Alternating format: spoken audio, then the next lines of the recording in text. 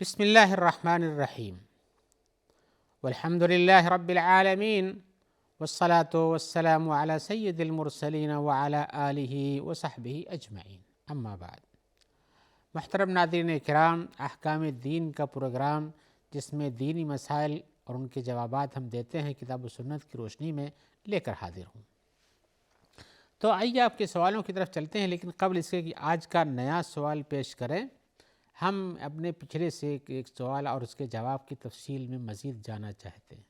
ہمارے بھائی کا سوال تھا کہ اذان کے جواب میں کیا کہنا چاہیے، اور اسی طرح سے اقامت کے جواب میں کیا کہنا چاہیے، اور اسی طرح سے اذان کے بعد کی جو دعا ہے اس میں کس طرح دعا کرنا چاہیے اور کتنے الفاظ تک کہنا چاہیے۔ ہم نے ان کو بتایا تھا ان کے جواب میں کہ اذان کے جواب میں جیسے اذان دی جاتے ویسے ہی کہنا چاہیے،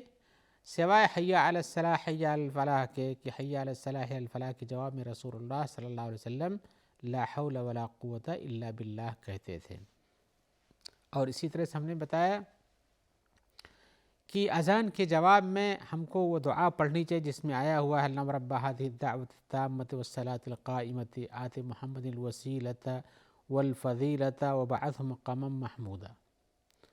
یہ دعا پڑھنا چاہیے۔ آپ کے سوال میں تھا کہ مقام محمودہ کے بعد جو ہے کچھ لوگ کہتے ہیں الذی وعدتہ پڑھنا چاہیے، یا الذی مقام محمود الذی وعدتہ کے بعد انک لا تخلف المیعاد پڑھنا چاہیے کہ نہیں؟ تو وہ جواب یہ ہے کہ آپ کو انک لا تخلف المیعاد پڑھیں، جیسا کہ اور حدیثوں میں آیا ہے، کس میں یہ بحقی کی ایک روایت میں ہے جس کی سند جید ہے، حضرت جابر کی روایت میں ہے جس میں اس چیز کا اضافہ ہے انک لا تخلف المیعاد کا۔ لیکن اگر آپ وہاں نہیں اس کو نہیں پڑھتے ہیں تو صحیح حدیثوں میں جیسے مسلم وغیرہ کی حدیثوں میں ہے وہ ان کا مقام محمود الذی وعدتہ تک ہے، وہاں تک آپ پڑھ سکیں، کوئی مشکل نہیں ہے۔ اس دعا کے پڑھنے کا فائدہ ہم نے بتایا تھا کہ رسول اللہ صلی اللہ علیہ وسلم نے فرمایا ہے حلت رہو شفاعتی یوم القیامتی، بخاری کی روایت جو ہے۔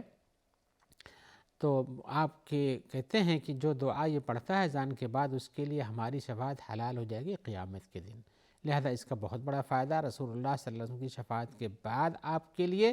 جنت ہی جنت ہے۔ رسول اللہ صلی اللہ علیہ وسلم جس کو شفاعت مل جائے اس کا مقام ہی بہت اونچا ہے۔ تو یہ دعا پڑھتے رہنا چاہیے، ہمیشہ اس پر مداومت کرنا چاہیے۔ آپ کے سوال میں یہ تھا کہ اقامت کے جواب میں کیا کہنا چاہیے، تو اقامت کے جواب جو تکبیر کہی جاتی ہے نماز کھڑی کرنے کے لیے، اس کے جواب میں اس میں وہی جواب دینا چاہیے جو اذان میں دیا جاتا ہے، اللہ اکبر کے جواب وہی، یہاں تک کہ اب اشہد ان محمد رسول اللہ تک پہنچیں، حی علی الصلاح حی علی الفلاح کے جواب میں وہی جواب دیں جو رسول اللہ صلی اللہ علیہ وسلم اذان میں دیتے تھے، لیکن اس میں قد قامت الصلاح جو ہے اس کے جواب میں بھی آپ کو قد قامت الصلاح کہنا چاہیے۔ یہ بات اس لیے بتا رہا ہوں کہ بعض روایتوں میں آیا ہوا ہے کہ اس کے جواب میں اقامہ اللہ و ادامہ کہنا چاہیے، لیکن یہ روایت ضعیف ہے، قابل عمل نہیں ہے، لہذا قد قامت الصلاح آپ بھی کہیں کچھ آپ کے لیے مناسب ہی ہے۔ ایک بات اس میں رہ جاتی ہے کہ اذان کے الفاظ میں فجر کی نماز میں آیا ہوا الصلاۃ خیر من النوم، کہ نماز یہ نوم سے بہتر ہے، سونے سے بہتر ہے، نیند سے بہتر ہے، اس کے جواب میں کیا کہنا چاہیے؟ تو اس کے جواب میں بھی آپ کو الصلاۃ خیر من النوم کہنا چاہیے، لہذا اس میں اور کوئی اشکال نہیں ہے۔ بس یہ ہے کہ آپ انک لا تخلف المیعاد اگر اذان کے جواب میں کہتے ہیں، جو دعا پڑھتے ہیں تو کچھ حرج نہیں، لیکن اگر آپ ان الذی وعدتہ تک پڑھتے ہیں تو کچھ مشکل نہیں۔ یہ روایت بخاری اور مسلم کے اندر یہیں تک ہے، الذی وعدتہ تک۔ ہم نے بتایا انک لا تخلف المیعاد کی زیادتی یہ بحقی کے ہاں ہے جس کی سند جید ہے، لہذا اس کے کہنے میں بھی اعتراض نہیں کیا جا سکتا ہے۔ آئیے ہم ایک اور سوال کی طرف آتے ہیں۔ ہمارے ایک بھائی اپنی مشکل لکھ رہے ہیں، وہ کہہ رہے ہیں کہ میں نے ایک مسجد میں نماز پڑھی اور نماز میں ہمارے امام صاحب نے نماز کے بعد سلام پھیرنے کے بعد دیر تک اسی جگہ پر قبلہ رخ ہو کر بیٹھے رہ گئے اور مصلیوں کی طرف، مقتدیوں کی طرف انہوں نے توجہ نہیں کی، لیکن وہ کہہ رہے ہیں کہ مجھے جلدی تھی، میں چاہتا تھا کہ وہ نماز پڑھیں، سلام پھیر دیا، اب اس کے بعد ہم لوگ تو متوجہ ہو جائیں اور میں اس کے بعد کھڑا ہو کر چلا جاؤں، میں کیوں انتظار کروں؟ اس لیے کہ اور مصلی لوگ انتظار کرتے ہیں تو کہتے ہیں کہ میں چھوڑ کے چلا گیا، اس لیے مجھے جلدی تھی تو میں ان کو چھوڑ کر چلا گیا، کیا میرا یا ان کو ابھی ہماری طرف متوجہ ہونے سے پہلے ہی چلا جانا مناسب ہے، یا کہ اس میں ہماری طرف سے غلطی ہے؟ تو جواب میں ہم یہ کہیں گے کہ بھائی آپ کے جانے میں آپ کی ضرورت ہے، آپ جائیے، آپ کے پاس کوئی مشکل نہیں ہے، اس لیے کہ نماز کے بارے میں آیا ہے تحریمہ التکبیر و تحلیلہ التسلیم، کہ نماز کے اندر جو چیزیں منع ہو جاتی ہیں وہ اللہ اکبر کہہ کر کے آپ جب نماز میں داخل شامل ہو جاتے ہیں، تکبیر تحریمہ جس کو ہم کہتے ہیں، تکبیر تحریمہ کر کے شامل، تو آپ کے پاس اور سارے کام منع ہو جاتے ہیں۔ پھر آپ امام کے پیچھے ہیں، جیسے امام صاحب کرتے ہیں ویسے ہی آپ کو کرنا چاہیے ان کے پیچھے پیچھے، اور جو دعائیں نماز کی ہوتی ہیں ان کو پڑھتے رہنا چاہیے۔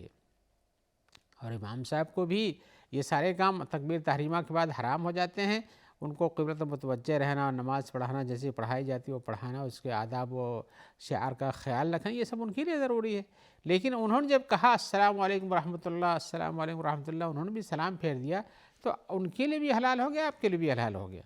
لیکن عام طور سے میں بتانا چاہتا ہوں کہ امام صاحب کی عادات میں سے یہ ہونا چاہیے کہ نماز پھیرنے کے سلام پھیرنے کے بعد وہ استغفر اللہ جو 3 بار کہا جاتا ہے کہیں، اور اس کے بعد وہ آپ کی طرف متوجہ ہو سکیں، اور اس کے بعد اگر چاہیں تو اللہم انت السلام منک السلام کی دعا بھی مکمل کر لیں، لیکن اس کے بعد تو متوجہ آپ کی طرف ہو جانا چاہیے۔ رسول اللہ صلی اللہ علیہ وسلم کے بارے میں آیا ہوا ہے کہ آپ اپنے مقتدیوں کی طرف متوجہ ہو جاتے تھے، ان کی طرف رخ کر کے بیٹھتے تھے۔ اور اسی طرح سے ہم آپ کو ایک مسروق کی روایت سنانا چاہتے ہیں، مسروق کے تابعی ہیں، وہ کہتے ہیں کان ابو بکر یسلم عن یمینہ وعن یسارہ، السلام علیکم ورحمۃ اللہ ثم ينفتل ساعتہ کانہ علی الردف۔ یہ روایت عبدالرزاق وغیرہ میں ہے، اس میں یہ آیا ہوا کہتے ہیں کہ ابو بکر رضی اللہ تعالیٰ عنہ نماز پڑھاتے تھے اور اس کے بعد یہ سلام کے بعد اپنے مقتدیوں کی طرف متوجہ ہو جاتے تھے، اور فوری طور پر پھر وہ متوجہ ہو جاتے تھے، اس طرح سے جیسے گویا کہ آپ کسی گرم پتھر پر بیٹھے ہوئے ہیں، یعنی گرم پتھر بیٹھنے والا آدمی دیر تک صبر نہیں کر سکتا ہے، اس کو پیر اٹھانا ہی پڑتا ہے، تو جلدی ہی آپ متوجہ ہو جاتے تھے۔ تو اس سے پتہ ہی چلتا ہے کہ انسان کو نماز پڑھانے کے بعد، یعنی جو امام صاحب ہیں ان کو دیر تک اسی طرح نہیں، بلکہ وہ نماز میں سلام پھیر دینے کے بعد ان کے لیے حلال ہو گیا، اور مقتدیوں کے لیے بھی حلال ہو گیا، کیوں جا سکتے ہیں، نماز ختم ہو چکی ہے۔ لیکن امام صاحب کو جو متوجہ ہو جائیں مقتدیوں کی طرف، اس لیے کہ مقتدی یہ انتظار کرتے ہیں، ہو سکتا ہے امام کے پاس کوئی نصیحت ہو، کوئی بات ہو، کوئی چیز ہو بتانا چاہتے ہوں تو اس کو سن لیں، بس اتنا ہی انتظار ان کا ہوتا ہے، تو انہیں جلدی کرنا چاہیے۔ اگر کچھ بات ہے تو کہیں، جیسے رسول اللہ صلی اللہ علیہ وسلم نماز پڑھانے کے بعد خاص طور سے فجر میں اپنے مقتدیوں کی طرف متوجہ ہو جاتے، پھر ان سے کچھ سوالات کرتے، لوگ جو غائب ہوتے ان کے احوال کے بارے میں پوچھتے، جب نظر ڈالتے اسی طرح سے پوچھتے کیا تم میں سے کسی نے خواب دیکھا ہے، خواب کوئی بتاتا تو آپ اس کی تعبیر بتاتے، یا اسی طرح سے آپ دیکھے ہوتے تو آپ خود بیان کرتے کہ ہم نے یہ خواب دیکھا ہے، اور اس کی تعبیر بھی بتاتے کہ ہم نے دیکھا اور اس کا یہ مطلب ہوتا ہے۔ تو اس طرح سے اپنے مقتدیوں سے کی طرف متوجہ ہو کر کے یا تو ان سے بات کریں، یا ان کے توجہ کے بعد ہر آنے والے کو پتہ چلے گا کہ امام صاحب کی نماز ختم ہو چکی ہے،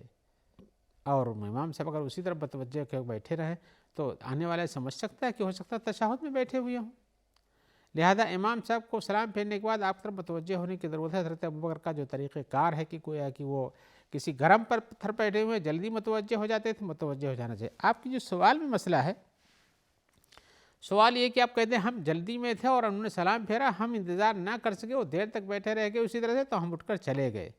ہمارے اوپر کیا کوئی گناہ؟ نہیں، کوئی گناہ نہیں ہے، آپ کے کام میں یا آپ کی نماز میں کوئی مشکل نہیں ہے۔ آئیے ہم ایک اور سوال کی طرف آتے ہیں۔ سوال میں بھائی پوچھ رہے ہمارے کہ کیا وہ عورت جو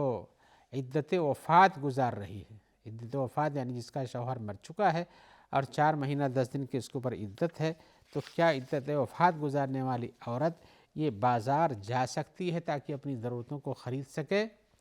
تو ہم جواب میں کہیں کہ ہاں، جس عورت کو عدت وفات گزارنا ہے، شوہر کے مر جانے کے بعد جو وفات کی عدت ہوتی ہے اس میں بیٹھی ہوئی ہے،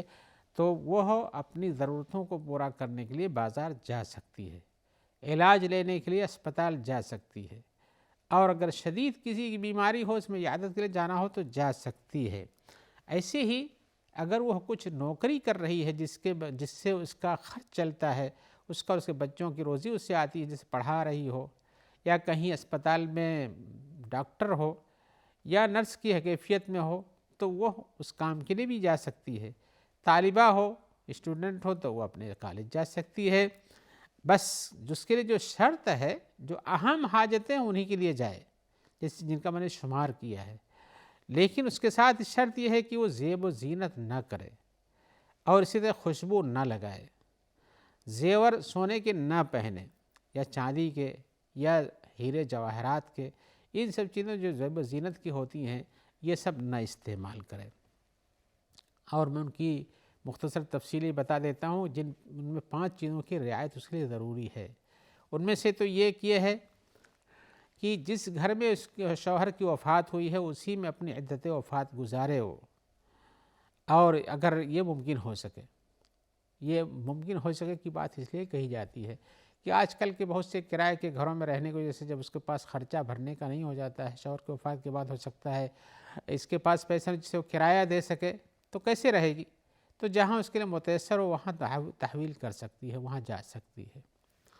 یہ ایک ایسی جگہ میں تھے جہاں پر اب اس کے لیے اکیلے رہنا ممکن نہیں ہے، اس کی عزت و آبرو کا خطرہ ہے، یا اسی طرح سے اس کو اوپر تکلیف آ جانے کا خطرہ ہے، کسی کے حملہ کر دینے یا کسی جانور کے پہنچنے یا کسی اور بھی مشکل ایسی جو جان لے سکتی ہو، مال کا نقصان کر سکتی ہو، تو اس کے لیے وہاں سے پوچھ کر کے جا سکتی ہے، وہاں سے ہٹ سکتی ہے۔ لیکن اگر ایسا نہ ہو تو پھر اسی گھر میں گزارنا چاہیے جہاں اس کی شوہر کا انتقال ہوا ہے۔ دوسری چیز جو ضروری ہے کہ جو خوبصورت لباس ہوتے ہیں ان سے بچنا چاہیے، بہت تڑک بھڑک کے لباس، زیب و زینت کے رنگیلے لباس، ہاں ہیرے جواہرات یا موتیاں چپکائے ہوئے لباس، یہ سب ان سے بچ کر کے سادہ لباس استعمال کرنا چاہیے۔ اس میں رنگ کی کوئی شرط نہیں ہے، جیسا کہ آج کل لوگ کالے رنگ کا لباس اختیار کرتے ہیں، بلکہ سادہ لباس کی ضرورت کی بات کہی گئی ہے۔ اور اسی طرح سے خوشبو نہیں استعمال کرنا چاہیے، اس لیے کہ خوشبو استعمال کرنا بھی منع ہے اس میں، الا کہ اس میں کسی ایسی ضرورت کے تحت استعمال کرتی ہے جہاں وہاں ضرورت ہے۔ جیسے کہ میں بتانا چاہتا ہوں کہ حیض سے پاکی کے وقت عرب میں رواج تھا، رسول کے زمانے میں بھی رواج تھا کہ بخور کا استعمال کرتے تھے یا خوشبو کا استعمال کرتے تو اتنا کر سکتی ہے، لیکن عام خوشبو جیسے لگائی جاتی ہے یہ کسی بدبو کو دور کرنے کے لیے لگا رہی ہو ٹھیک ہے، لیکن عام خوشبو ایسی لگائی یہ منع ہے۔ چوتھی چیز یہ ہے کہ سونے چاندی ہیرے کے جواہرات کا استعمال نہ کرے، اس لیے کہ یہ تو زیب و زینت کے بڑی چیزوں میں سے پائے جاتے ہیں، لہذا ان سے پرہیز کرنا ضروری ہے۔ پانچویں چیز یہ ہے کہ مہندی کا استعمال نہ کرے، جو کہ زیب و زینت کے لیے ہاتھوں میں پیروں میں لگائی جاتی ہے، یہ نہ استعمال کرے۔ اور اسی طرح سے کچھ علماء نے کہا کہ اس کو سرما بھی نہیں استعمال کرنا چاہیے، اس لیے کہ رسول اللہ صلی اللہ علیہ وسلم نے اس سلسلے میں منع کیا ہے۔ آئیے وہ حدیث بھی میں آپ کو سنا دیتا ہوں، اس لیے کہ ہمارے جواب تو قرآن و سنت کے مطابق ہی ہونا چاہیے۔ حضرت ام سلمہ کی روایت ہے، اور رسول اللہ صلی اللہ علیہ وسلم سے کے بارے میں روایت کرتی ہیں، آپ نے فرمایا ہے المتوفی عنہا زوجہا، جس کا شوہر مر جاتا ہے، لا تلبس المعصفر من الثياب، ویسے کپڑے نہیں پہنے گی جن کو رنگ دیا گیا ہو، معصفر عام طور سے پیلے رنگ کے کپڑے کو کہتے تھے، ولا الممشقہ، اور نہ ایسے ہی اچھے اور ریشمی لباس پہنے گی، ولا الحری، اور نہ زیورات استعمال کرے گی، ولا تختضب، اور نہ خداب استعمال کرے گی، بالوں کی رنگینی بھی نہیں لگائے گی، ولا تکتحل، اور نہ سرما لگائے گی۔ خضاب کہتے ہیں عام طور سے ان کے ہاں رواج تھا کہ وہ لگاتے تھے، مہندی لگاتے تھے، لہذا بالوں کے رنگوں کو بدلنا بھی مناسب نہیں ہونا چاہیے، نہیں ہونا چاہیے۔ اور یہ روایت صحیح ہے، مسلم کی شرط پر ہے، ابو داؤد وغیرہ میں پائی جاتی ہے روایت۔ اور اسی طرح سے حضرت عطا کہتے ہیں کہ ان کان المتوفی عنہا حلو من فضة حین مات عنہا زوجہا فلا تنزعه انشاد، یہ ایک استثناء کرتے ہیں کہ اگر جس عورت کا بنا کوئی چاندی کا لباس پہنے ہوئی تھی اور شوہر مر گیا تو ضروری نہیں کہ اس کو نکال کر باہر کر دے، وہ پہنے رہ سکتی ہے۔ وَإِن لَكُمْ عَلَيْهِ حِينَ مَاتَ فَلَا تَلْبِسُوهُ، اور اگر جب مر گیا ہے اور وہ پہنے ہوئے نہیں پہنتی تھی تو پھر الگ سے اس کو نہ پہنے، اس لیے کہ یہ زینت میں شامل ہو جاتا ہے۔ ایک عام استعمال کی چیز پہن رہی تھی تو نہ نکالی، حضرت عطا کا بیان ہے، لیکن عام طور سے اسے زیب و زینت کی چیزوں کو استعمال نہیں کرنا چاہیے۔ آئیے ہم ایک اور سوال کی طرف آتے ہیں جس میں ہمارے بھائی ایک عام قاعدے کا سوال کر رہے ہیں۔ قاعدہ کیا پوچھنا چاہتے ہیں؟ وہ کہتے ہیں کہ ہمارے گھروں میں بہت سے حیوانات رہتے ہیں جو پالتو ہوتے ہیں، ان میں سے بعض حرام ہیں اور بعض حلال ہیں، اور ایسے ہی وحشی جانور حرام ہیں، تو کیا یہاں کوئی قاعدہ ہے شریعت کا یا ایسا قاعدہ کلیہ جس سے پتہ چل سکے کہ کون سا جانور حلال ہے اور کون سا حرام ہے، اور ہمیں اس سلسلے میں اور زیادہ شبہات نہ رہ سکیں، تو ہم جواب میں بتائیں کہ بھائی شریعت کا ایک عام قاعدہ یہ ہے کہ جو چیزیں حلال کر دی گئی ہیں وہ حلال ہیں، اور جو چیزیں حرام کر دی گئی ہیں وہ حرام ہیں۔ الحلال بین والحرام بین، حلال بھی بیان کر دیا گیا، حرام بھی بیان کر دیا گیا ہے۔ ان کے درمیان کچھ چیزیں متشابہات ہوتی ہیں، اگر ایسی ہیں تو آپ کو بچنا چاہیے، لیکن بقیہ اور چیزیں جن کے بارے میں کوئی شریعت میں حکم نہیں ہے تو ان کا حکم حلال کا پایا جاتا ہے۔ اس لیے کہ ایک قاعدہ ہے کہ جس چیز سے رسول اللہ صلی اللہ علیہ وسلم چپ رہے ہوں تو وہ معاف ہوتی ہے، یعنی اس کا کوئی اس میں حرمت کی وجہ نہیں لگتی۔ پھر بھی ہم آپ کو جو چیزیں حرام ہیں ان کی تفصیل بیان کر دیتے ہیں، کچھ جو شریعت میں جن کا ذکر آیا ہوا ہے کہ یہ چیزیں حرام ہیں اور یہ چیزیں حلال نہیں ہیں، لیکن ہم بڑی تفصیل میں نہیں جائیں گے، بلکہ صرف یہ بتانا چاہیں گے کہ قرآن مجید میں جن چیزوں کو حرام قرار دیا گیا ہے، جیسے کہ مردہ ہے یا خون ہے یا سور کا گوشت ہے، یہ سب چیزیں حرام کر دی گئی ہیں۔ اور بھی تفصیلات ہیں، لیکن ان کے لیے ہمیں مزید وقت کی ضرورت پڑے گی، جن کی ہم تفصیل میں نہیں جائیں گے۔ تو آپ کو جن چیزوں کے لیے قرآن مجید میں یا رسول کی شریعت میں جس چیز پر نص کر دیا گیا ہے یہ چیز حرام قرار دے دی گئی ہے، جیسے کہ جنگلی یعنی گھریلو گدھے ہوتے ہیں، اور بھی چیزیں ہیں، چڑیوں جن کے پنجے ناخن یعنی چونچ ہوتے ہیں بہت ٹیڑھے، اس طرح سے وحشی جانور ہوتے ہیں، لیکن ان کی تفصیل اور ان کے سلسلے میں احادیث کی روشنی میں بیان ہم آپ کے ساتھ کسی اور مجلس میں رکھیں گے۔ جب تک کہ اجازت چاہتے ہیں کہ اللہ تعالیٰ ہمیں توفیق دے، اس امید کے ساتھ کہ اللہ تعالیٰ ہمیں توفیق دے کہ ہم ان چیزوں کو قرآن و سنت کی روشنی میں بیان کر سکیں، اور اس وقت کے لیے ہم دعا گو کہ اللہ تعالیٰ آپ کو خیر سے رکھے، اور جو لوگ آپ تک اس پروگرام کے پہنچانے میں مددگار ہیں اللہ تعالیٰ ان سب کو بھی خیر سے رکھے، ہم کو بھی خیر سے رکھے، اور ہمارے سارے ناظرین کو بھی خیر سے رکھے۔ والسلام علیکم ورحمۃ اللہ وبرکاتہ۔